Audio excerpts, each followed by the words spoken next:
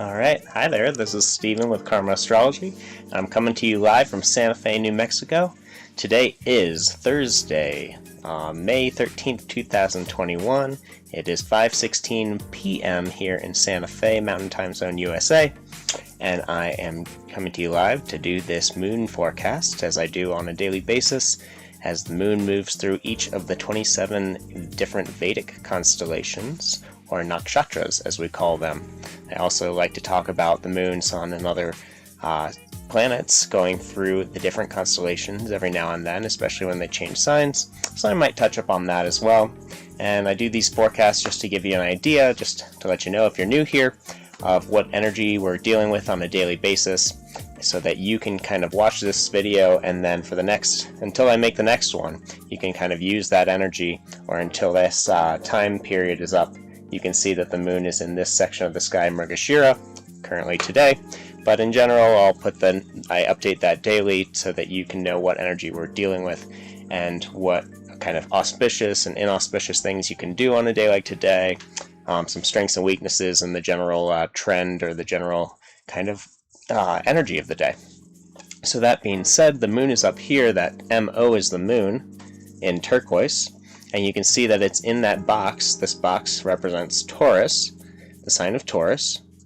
And it's up there with ME, Mercury, which is right above it, Rahu, RA, and Venus, VE. So it's a pretty packed house in Taurus right now, a packed sign, all with all of these different objects, planets, luminaries, everything in there. So we have a lot of this Taurus energy, so I'll touch on that first. And then just to kind of give you a little, lay a little foundation, the moon is basically how we feel, and it's our basic psychology in a way. So it's wherever the moon is generally what we're generally, you know, what we're kind of focused on, and what we're sensitized to, and what we're feeling connected with, or trying to work through.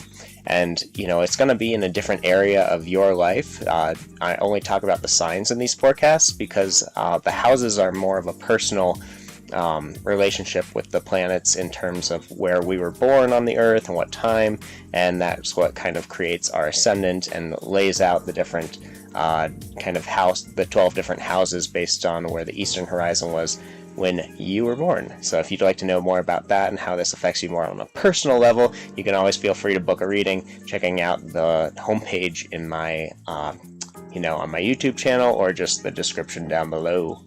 So Taurus energy. Taurus is what we're feeling sensitized to, what we're thinking about a lot in general. And Taurus is about everything that feels good. Taurus is about the senses and any sort of sensory pleasures that we're kind of going for in our lives. And it draws us into wanting to create a sense of happiness and joy and respect in a lot of ways, but through this kind of internal feminine aspect, because Taurus is the female side of Venus. And what that means is that we're more focused on just the senses as kind of our receptive force, where we're really looking for the kind of to build something or to create something in a lot of ways that allows us to feel good and feel contented and relaxed and pleased in some sort of way, happy, good, you know, those kind of things. So it's a really nice sign. I call it the sign of the craftsman as well, because it's about building those different, maybe it's you're a glass blower and you're trying to create this beautiful piece of art that people really appreciate and can use for their cups and bowls or whatever, or their plates. Or, you're a table maker, or you're a home builder. I kind of call it the sign of the craftsman, because it's all about making crafts that allow people to feel good and happy. You have a beautiful piece of art that was made by an artist, or that sort of, I guess, a different type of craftsman, or one craftsperson. I don't want to be too heteronormative around here. I don't care. But, you get the idea. It's about creating something that brings joy and beauty into somebody's life. And also just being able to enjoy those things in general. So we might be listening to music more on a day like today and enjoying it a little bit more. getting really into, you know, like looking at beautiful art or things, anything that sounds good, looks good, smells good in particular. Taurus is an earth sign, so it has a lot to do with this sense right here, the nose. So we can like, we can really imbibe on different, you know, for better or worse, on different smells that are around us. So it's nice to maybe put on some essential oils or perfume or cologne or something. But obviously, you know, there's a balance to be seen there. We don't want to blast everyone with our amazing smelling cologne or perfume, as we all know that can go horribly awry sometimes. So that being said, all that stuff's in Taurus. We're really focused on that pleasure, the joy, and the happiness in life, and we want to talk about it because Mercury's there, and that's our kind of sense of communication. We want to feel it because Venus is there, and that's another kind of socializing planet, but it's also just that planet of feeling good in general. This is Venus's sign. And then Rahu, that RA up there, is the north node of the moon, which causes us to feel obsessed or kind of fixated on without any sort of satiability or without being satisfied. We kind of get obsessed with something wherever that goes in the sky. So right now it's obsessed with feeling good, you know, so we might be taking no prisoners when it comes to eating good food or not going on our diets and all sorts of stuff, listening to music that we really want to listen to and that kind of thing. So, and then the moon is now, if you can see, it's at about 23 degrees and 20 minutes. I mean, it's almost there now. To be honest, I put it forward a couple hours. If you're watching this, you know, between like 5 and 7 p.m. Mountain Time, 7 and 9 p.m. Eastern or whatever, you'll notice that it's still, I don't know, if you're astute, you'll notice that the moon, and you know you have an app or something, you'll notice that the moon is still in Rohini, so definitely in that kind of meat of Taurus, but I'm doing this video with the intention that over the next kind of 24 hours in general, you're going to be able to experience this Mrigashira energy. That's the MRG, and that's why down here, if I can point to the right corner, that's why I have this moon in Mrigashira Nakshatra until May 14th. That's tomorrow at 9:08 p.m. Eastern Time Zone, USA. So, Mergashira.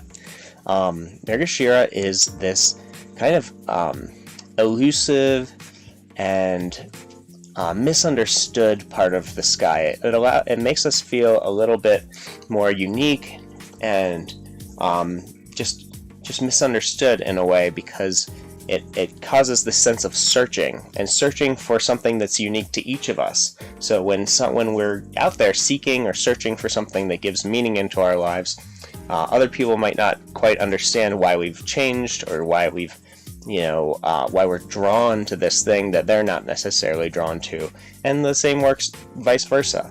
So it's something to kind of pay attention to, is this sense of seeking, and that brings me to the actual meaning of Mrigashira.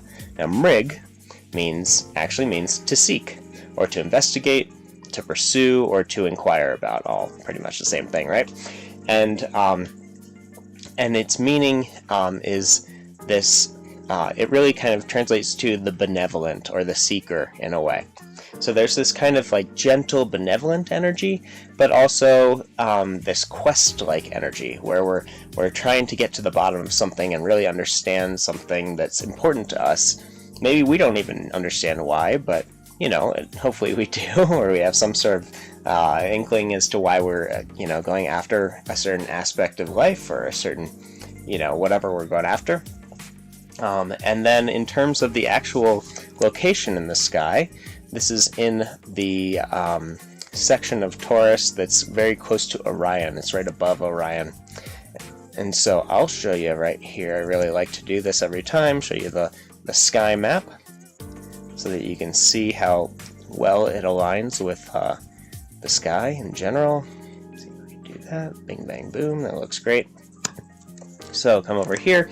We can see that there's the sun, and we just had that new moon the other day as the moon kind of was moving from, you know, Aries in the end of Aries, which is where the sun is, and you can see now it's in Taurus up here. And there's Orion to the left of Taurus, or below it. It just depends on kind of our angle where we are. Let's see if this makes a difference. Uh-oh. I might have just screwed it up a little bit. Yeah, let's just go back there. So we can see there's the moon is kind of separating from the sun, creating that little crescent, and you can see it right on the horizon just before sunset. I'll zoom forward in time so you can get a better idea. So here's sunset, and this app actually, this is timeanddate.com, by the way. And there you can see just the slightest bit of Venus in Taurus that the moon passed, and Mercury in Taurus that's right next to the moon is, I'm showing this. And this whole section of Orion over here, including, well, not Betelgeuse, it's Bellatrix.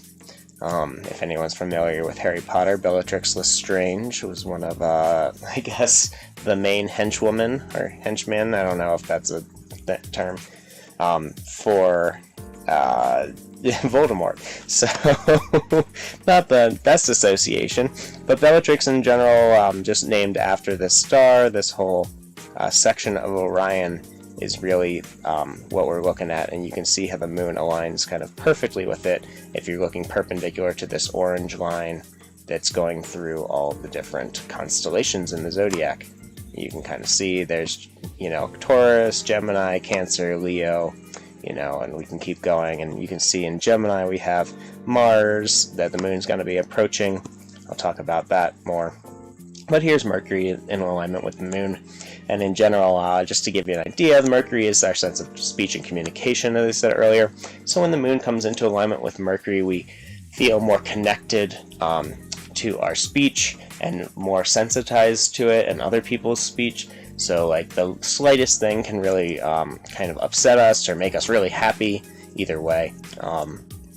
So just be careful of how sensitized you are to other people's communication or speech, and how maybe the information that you're learning and kind of whatever you're studying or learning about that's Mercury themes influences your emotions strongly. So if you're reading something new that's scientific and just came out, or if you're, you might have a propensity to feel a certain amount of perturbation or I guess some sort of wave of emotion that comes through because our emotions kind of work in these waves, this watery type of way. And so when Mercury and the moon come into conjunction, our thoughts, our speech, and everything that we're learning about can really influence our emotions strongly, and in a positive or a negative way, depending on what it is. So if you are going to fill yourself with information, as I do, I'm a kind of an avid, constant learner. I have a strong Mercury in my chart.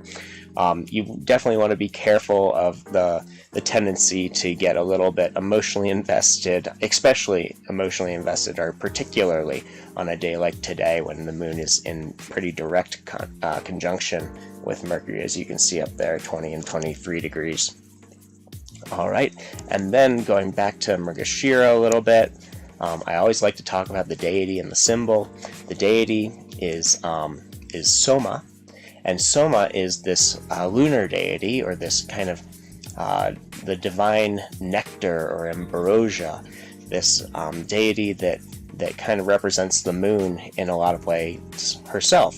So Soma is this divine feminine principle, or it shows the divine feminine principle within us that allows us to be receptive and nurturing and connected to others, and kind of gives us this sense of unconditional acceptance or love that we seek in the world. We're constantly trying to merge with others, merge with everything, from animals to plants to humans for sure, and to the universe and Earth. And this sense of merging and being receptive and allowing ourselves to be to merge or to connect with others is really this divine feminine principle, because it's about receiving. It's about kind of being a little formless and just kind of rolling with the flow of how that relationship is going and how we're connecting with other people. And the more that we're able to kind of put aside our maybe our personality or our ego or different aspects of us that's more rigid and formed, the more we can really kind of embrace our feminine qualities, and both men and women, both, and anyone in between, however you identify, gender-wise. It doesn't matter. Everyone's got masculine and everyone's got feminine in them, just in kind of a different amount. So Soma also kind of relates to nourishment and that ability to, because Soma was actually known as, it's beyond a god, it was like a substance that was carried around that was called the immortal nectar. So like this gift of immortality, it gives you this revitalized energy. So when we're able to, connect or find this sense of, I guess, love and acceptance, then we feel nourished, and we feel like, like God is shining on us, or the gods of love, I don't know, are all shining on us and making us feel good. So Soma also kind of connects to this idea of nourishment, and that can come in the form of water or food, or sometimes it can also relate to like alcohol or anything that would kind of put us more in this state of mind to be receptive. For some of us. I know other people can get a little angry when they drink, but if you're the type of person that when you imbibe in alcohol, you kind of get a little more mushy and a little more just loose and friendly and able to connect with other people, you kind of know what I mean, and that's this Soma quality. So it helps us to connect with others, of course, and it's also known as the god of healing diseases. So that's a really nice quality. As kind of watery, the element of water tends to be an element of healing, if you're familiar with the elements at all. And then, let's see what else is going on here. So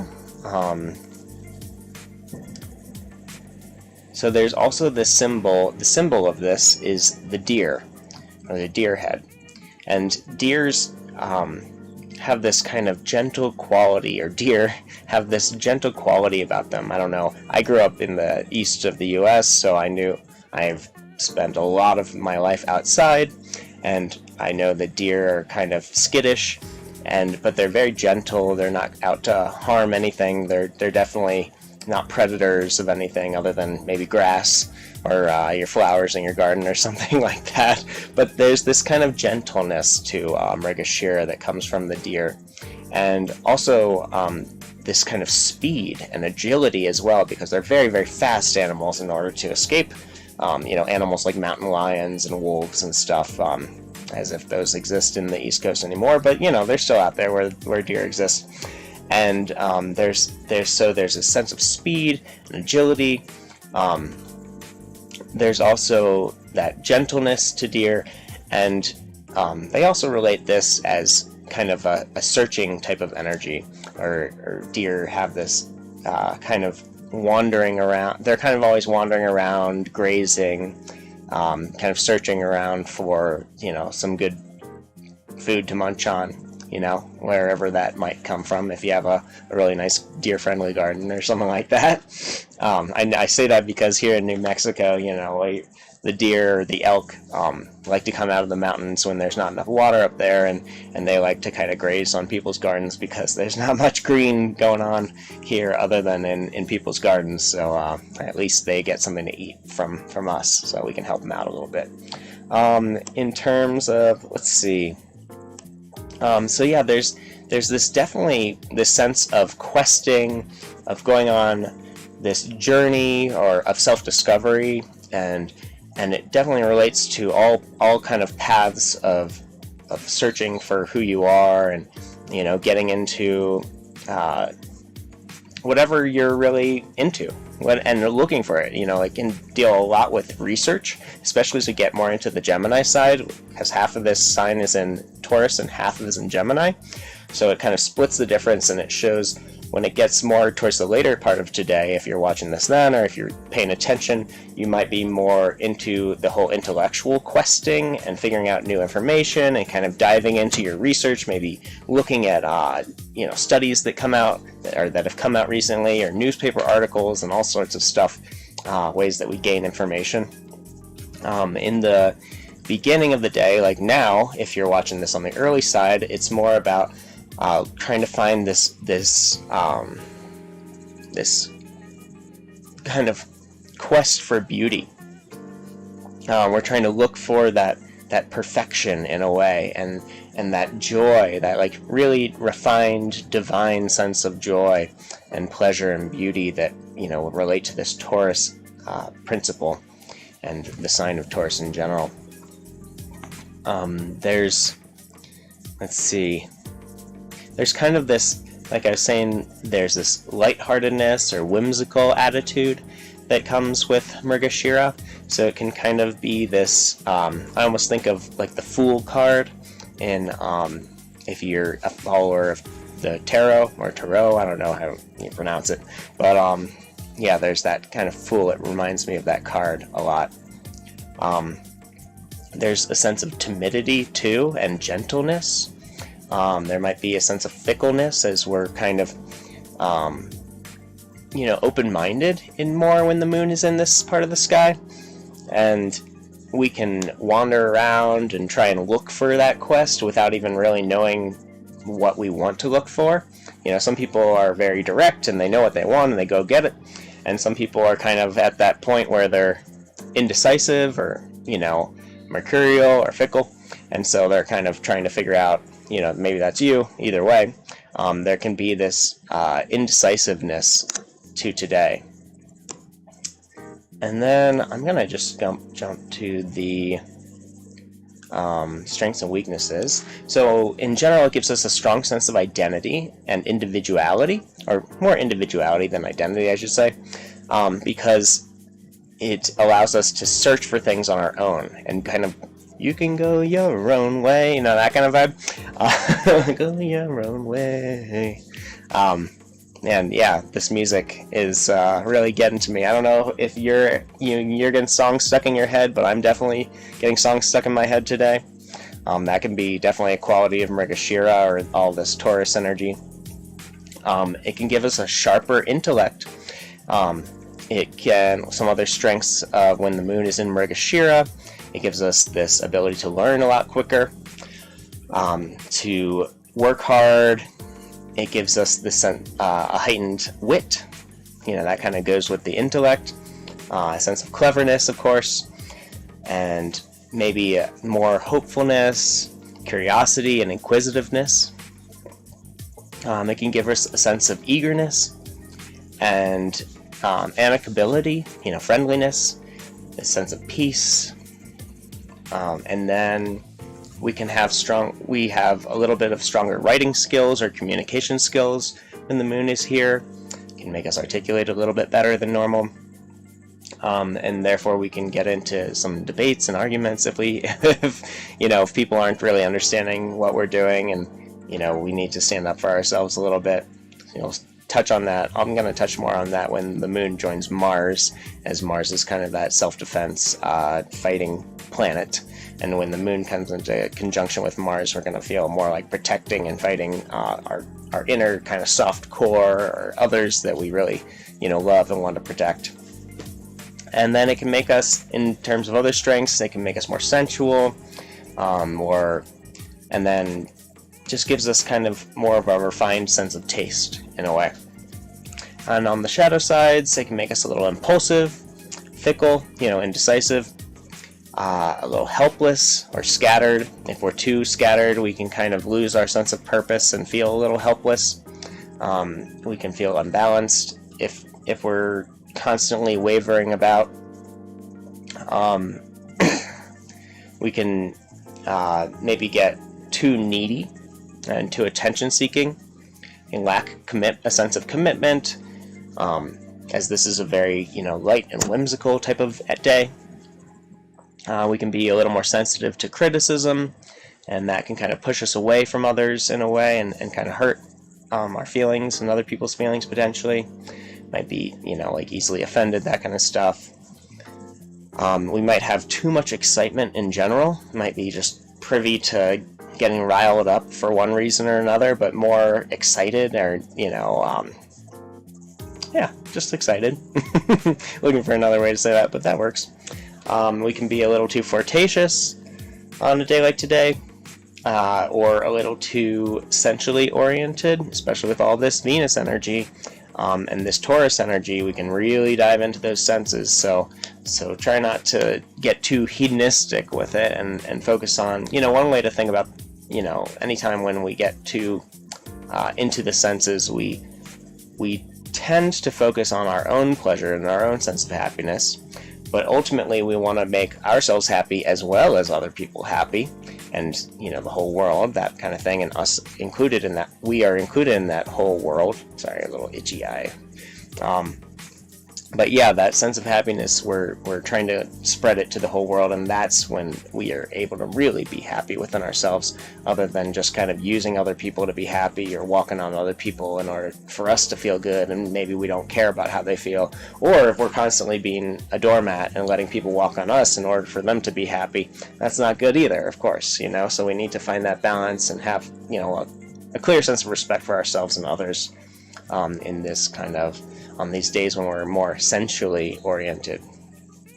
And in terms of favorable activities, it's a nice day to travel, to explore different things, different aspects of your consciousness, of the world around you, go for a walk, that kind of stuff.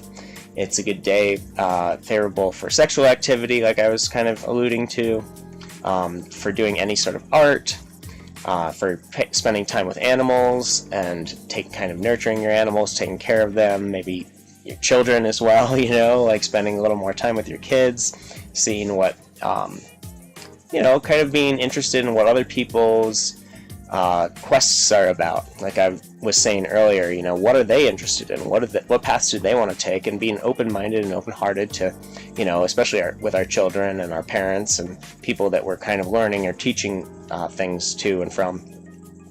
We really need to be more open to letting them be who they are and explore and make, mistakes on their own, or make good decisions on their own. And just be supportive of each other. It's a great day for being supportive of your family and friends. It's a good day for socializing, for educating yourself. It's a nice day for moving or anything to dealing with homes. Good day for communication, any sort of spiritual activities, although every day is pretty good for spiritual activities. It's a good day to make new friends, though, which is cool. And good day to focus on health and healing activities for yourself and others. And gardening for sure, any sort of connection to plants, and like I was saying, kind of that nourishment and nurturing attitude that we're really like feeling close with, and with the moon in general. But when the moon comes into this to Mrigashira, we can feel extra connected to our children, to our cats and dogs, to the wild animals out there, to anything that we're taking care of, our gardens as well, and maybe the woods in general.